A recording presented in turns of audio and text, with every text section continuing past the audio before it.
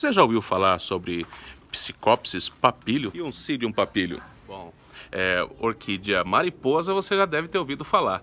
É sobre ela que a gente vai falar hoje. E se você não conhece, não sai daí. A gente vai falar um pouquinho sobre o seu cultivo, a sua forma vegetativa, e você vai entender um pouquinho mais da beleza e a forma de você ter sucesso com essa espécie maravilhosa. Cause me too. Tell me why sorry. I don't know love you waiting. I had to feed you. Tell me why need you.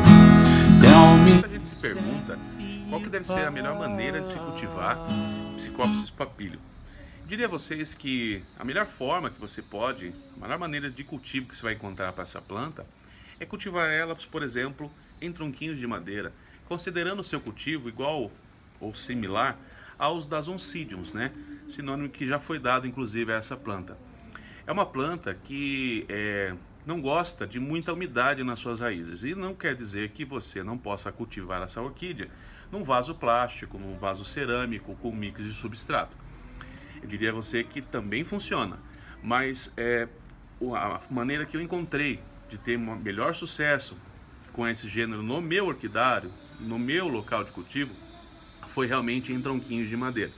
Assim como muitas Oncidiums, ela é mais uma espécie epífita, como todas as outras que gostam de cultivo em madeira, tá? Se dão muito bem com isso. Isso porque gostam de receber água, mas também não gostam de ficar com as suas raízes molhadas por muito tempo.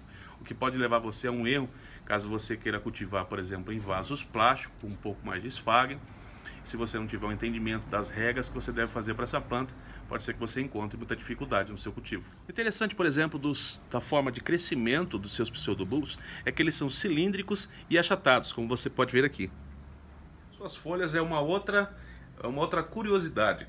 Possui folhas que são esverdeadas com rajados de marrom e tons mais avermelhados próximos a seus pseudobulbos, que são ovalados. Uma planta realmente incrível. Bom, falar um pouquinho de rega sobre essa espécie, eu gostaria de dar algumas dicas para vocês.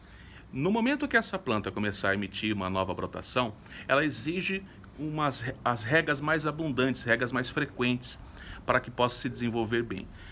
Depois que essa planta já estiver adulta, né, bem formado, maduro, né, você então deve começar a diminuir a rega nessa espécie. É mais ou menos o que acontece na sua forma vegetativa natural, como se encontra na natureza. Dessa maneira, então, as suas chances de floração aumentam bastante. Se encontra vegetando em Trinidad e Tobago, Venezuela, Colômbia, Brasil, e normalmente elas crescem em altitudes, né, vegetam em altitudes de até 1.700 metros acima do nível do mar. Um pouquinho sobre a iluminação para essa espécie, eu diria para vocês que ela é uma espécie que pode ser cultivada entre 50% e 70%. Vale lembrar que você vai estudar o teu orquidário, a região do país que você mora. Regiões mais frias, né, que por exemplo no sul do Brasil, você pode de repente fazer um experimento em cultivar essa planta até em 50% de iluminação. Eu já não recomendo isso se você já mora numa região mais para o lado do norte do país, onde você já tem um calor excessivo e uma iluminação, né, uma incidência de sol muito grande sobre o seu orquidário. Então nesse caso, no caso de quem mora em região norte, eu já aconselho que seu cultivo seja numa iluminação entre 60% e 70%. Bom, já sobre a adubação, eu diria para vocês que, como todas as orquídeas, as dosagens devem ser realmente bem pequenas, ok? Então, elas são plantas que crescem com suas raízes pequenas, fininhas, então não suportam dosagens muito grandes. Então, se você faz uso já do adubo orgânico, você pode usar no seu vaso, se você estiver fazendo plantio dela.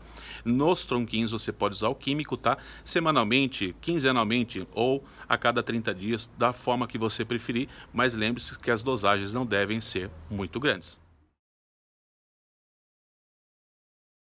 Bom, para falar um pouquinho sobre a floração da Psicopsis papilio, normalmente elas emitem duas hastes florais que vêm do início, né, no pé do seu pseudobulbo. E o que é muito recomendado é que depois que acaba a floração, você não corte jamais as hastes florais dessas plantas. Isso porque ela tem sucessivas florações, eu vou explicar um pouquinho disso para você agora. Uma das últimas coisas que você deve fazer quando você possuir uma Psicopsis papilio é cortar a sua haste quando acontecer da sua flor secar. Isso porque no momento que estiver secando, já está vindo um novo botão de flores. Como você pode ver, essa aqui que está aberta, ainda não secou, já está emitindo um novo botão de flores bem aqui atrás. Ó. Vocês conseguem ver no meu dedo aqui?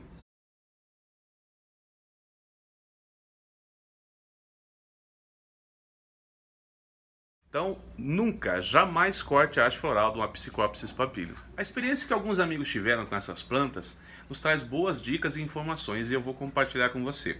Uma das coisas que, na hora que acabar as suas sucessivas florações, o que você deve fazer no momento que você for cortar a haste, é cortar essa haste sempre lembrando que ela tem um nozinho aqui, um aqui. No terceiro nozinho, no centro dela, é onde você deve cortar a sua haste. Algumas experiências de alguns amigos orquidófilos que já cortaram, por exemplo, essa haste no seu pezinho aqui, na parte de baixo, diz que foi muito mais difícil de ver florações nos anos seguintes. Eu não saberia explicar para você a razão e nem o porquê disso, mas segundo essas experiências de cultivo dos nossos amigos orquidófilos, diz que quando você corta ela depois do terceiro gominho que você vai ver aqui, desse terceiro olhinho, né, que sai dessas hastes florais, você terá sucesso no ano seguinte em floração novamente. Então, recomendo que você não corte a sua haste floral, como a gente faz com muitas das nossas plantas, né? De cortar lá no pezinho do seu pseudobulbo. Bom, vamos lá para o resumão desse vídeo então. Eu aconselho muito que você possua a Psicopsis papilio aí na sua coleção. Você vai gostar muito, uma planta fácil de cultivar, tá? Não é difícil. Então assim, tudo vai depender do seu local, né? E a forma como você vai cultivar, mas eu acredito que você vai ter sucesso sim. Lembrando você também que esse gênero, Psicopsis, ainda conta com a Krameriana, né? Que seria uma outra espécie dentro desse gênero, que muitos consideram, na verdade, uma variedade da papilio, tá? Eu não vou entrar nessa discussão, porque aí seria uma discussão mais longa para a gente passar por aqui.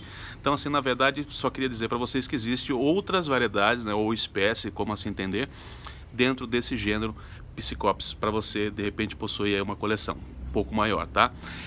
Também vale lembrar que a sua época de floração acontece em meados de dezembro, janeiro, fevereiro, mas pode sofrer alterações devido ao clima do estado onde você mora, da região do país onde você mora, tá? Então pode sofrer alterações tanto para adiantar ou para atrasar um pouquinho, tá?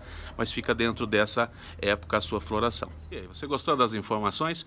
Eu espero que sim, espero que tenha ajudado você, agora que você já sabe um pouquinho mais sobre ela, que você possa então comprar e tentar o seu cultivo, ok? E se você gostou desse vídeo, então deixa o seu like, compartilhe os vídeos.